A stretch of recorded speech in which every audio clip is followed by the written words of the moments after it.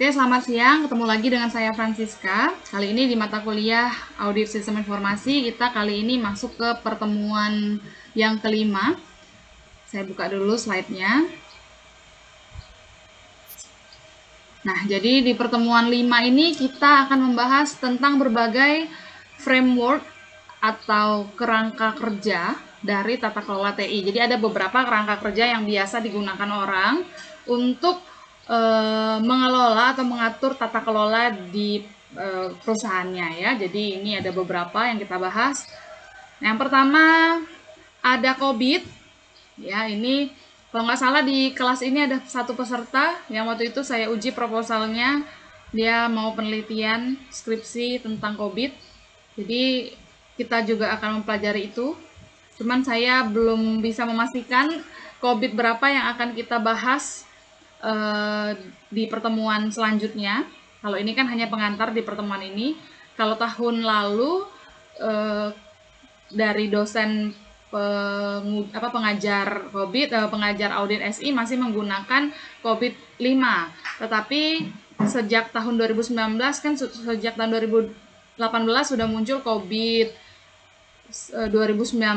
Nah, apakah itu akan menjadi diangkat menjadi mata kuliah, maksudnya diangkat menjadi materi di dalam mata kuliah ini atau tetap di COVID 5, itu nanti akan didiskusikan lebih lanjut dengan koordinator ya, koordinator mata kuliah ini yaitu Pak Muhammad Rizky Pribadi.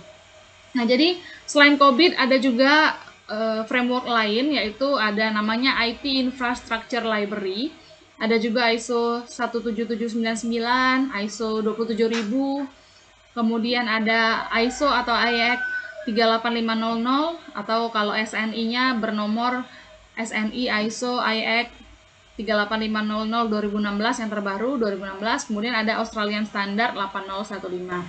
Nah, jadi ini kerangka kerja. Kerangka kerja berarti acuan ya. Jadi sudah punya acuan yang bisa diterapkan oleh perusahaan. Tergantung perusahaan itu mau pakai kerangka yang mana. Semuanya ada kebaikan, ada kekurangan masing-masing. Cuman kita tidak akan membahas kebaikan dan kekurangannya ya. Nah, kemudian ini COVID. COVID itu singkatan dari Control Objective for Information and Related Technology. Ya, jadi ini merupakan singkatan ya. Jadi harusnya sih itu ditulis C-nya, O-nya, C-nya besar, O-nya besar, kemudian Control Objective for Information ya. Nah, B-nya itu harusnya kecil tuh. Jadi huruf B-nya itu harusnya kecil karena OB itu maksudnya objektif. Jadi singkatan dari Control Objective for Information and Related Technology, disingkat COVID ya. Ini merupakan salah satu panduan untuk tata kelola TI ya, yang bisa digunakan oleh organisasi. Yang mengeluarkannya adalah IT Governance Institute ya, yang merupakan bagian dari ISACA. Nah, IT Governance Institute ini juga sering disingkat orang menjadi ITGI atau ITGI. Nah, di COVID dulu sudah banyak versinya. Saya mulai mengenal COVID ini sejak dia di COVID 4, karena saya juga waktu tesis membahas tentang tata kelola TI di sebuah organisasi BUMN dan saya menggunakan COVID 4. Nah, setelah saya selesai tesis, muncul COVID 5. Kemudian beberapa tahun yang lalu, tahun 2018 tepatnya, muncul COVID 2019. Nah, kemudian ada yang namanya ITIL. Ya. Singkatan dari IT Infrastructure Library. Ini merupakan rangkaian konsep dan teknik pengelolaan infrastruktur, pengembangan serta operasi teknologi informasi. Ini merupakan merek dagang dari OGC ya. Jadi kalau si COVID tadi dikeluarkan oleh ITGI ya ini. Nah, COVID dikeluarkan oleh ITGI, kalau yang ini dikeluarkan oleh OGC ya. Jadi ITIL itu tuh merek dagang terdaftar dari Office of Government Commerce atau OGC di Britania Raya sana. Nah, versi terbaru dari ITIL ini adalah ITIL 4 ya. ITIL Info. Ini sudah terbit, sudah dipublikasikan sejak Februari 2019, artinya udah 1,5 tahun. Nah, ini terbarunya. Kemudian ada yang namanya ISO 17799. Ya, ini ISO itu kan sebuah standar internasional ya. Nah, jadi ini digunakan, kalau yang nomor 17799 ini digunakan untuk keamanan informasi.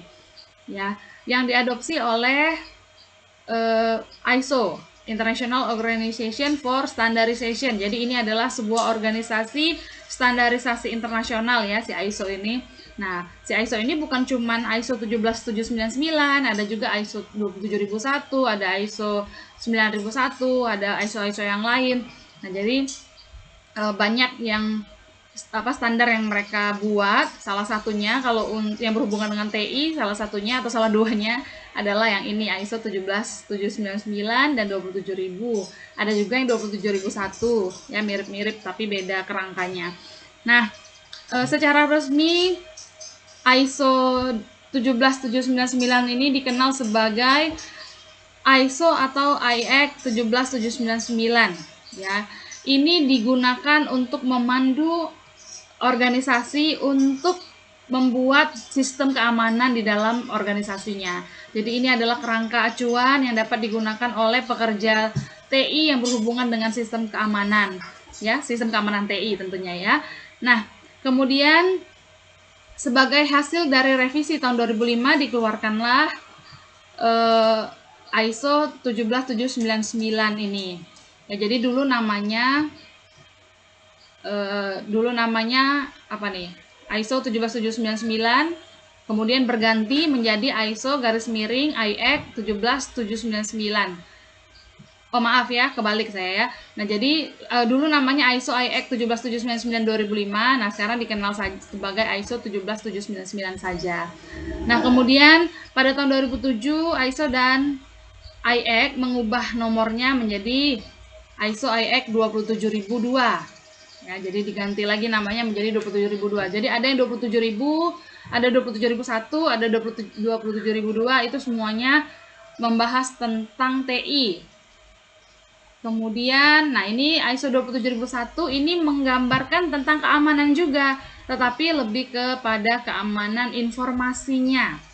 Ya, bukan keamanan sistemnya, tetapi keamanan informasi yang dihasilkan. Nah, standar terbaru dari ISO 27000 adalah 27000 2018. Kemudian ada yang namanya ISO IEC 38500. Nah, ini prinsipnya adalah memberikan prinsip panduan bagi anggota badan pengelola organisasi, yaitu pemilik, direktur, mitra, manajer eksekutif, atau yang serupa, tentang penggunaan TI yang efektif, efisien, dan dapat diterima dalam organisasi mereka. Nah, untuk standar yang ini sudah diterapkan oleh SNI. Tahu SNI nggak ya? Tahu ya? Egi tahu nggak Egi? Ada Egi kan di sini? Egi? Vicky? Ada Vicky? Nah, hilang galau kamu nih. Rahma, ada Rahma? Oke. Ini siapa yang jawab? Oke, nah Endro ya.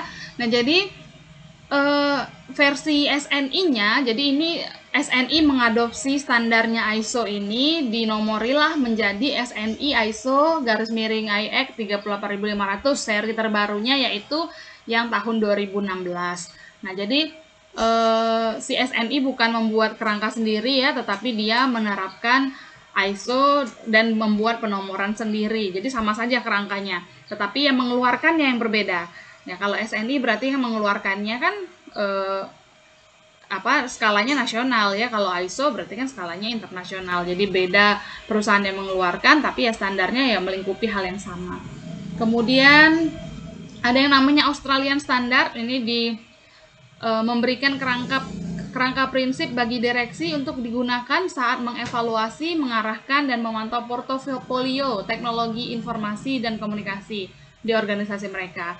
Nah, jadi ini merupakan sebuah standar yang digunakan untuk direksi. Direksi kan berarti kan yang berada di puncak ya. Untuk ngapain? Untuk evaluasi, mengarahkan dan memantau portofolio. Portofolio itu kan sesuatu yang dijadikan acuan ya. Jadi kalau ada portofolio TI, nah dilihat di situ. Kemudian nanti biar bisa pemantauannya efektif, diterapkanlah standar ini. Nah, kemudian ada yang namanya, ada habis ya, sudah ya. Nah, ternyata ini kita ada latihan, ada tugas. Sebenarnya ini bukan tugas harian, bukan tugas mingguan, tetapi ini tugas besar. Ya, tugas apalah dikatakan pra UTS lah ya. Jadi saya tapi lihat nanti perkembangannya bagaimana. Seandainya memang tidak bisa selesai, tapi saya harapkan sebelum UTS sudah selesai, tetapi kalau memang tidak bisa selesai, saya mungkin akan membuka kesempatan, jadi ini dikumpulkannya sebelum UAS, tapi kita lihat kondisi. Nah, jadi kita mungkin masih di dalam conference meet ini, silakan nanti ditentukan kelompok. Ini kalian ada berapa orang ya di kelas ini ya? Ada berapa orang di kelas ini? Ada yang tahu nggak? 20-an ya? Nah, saya nggak begitu hafal 20-nya 20 berapa. Kayaknya ada 25 ya mungkin ya. Nah, jadi atau 24. Jadi ini Anda buatlah sebuah kelompok terdiri dari 4 orang. Ya, 4 orang saja.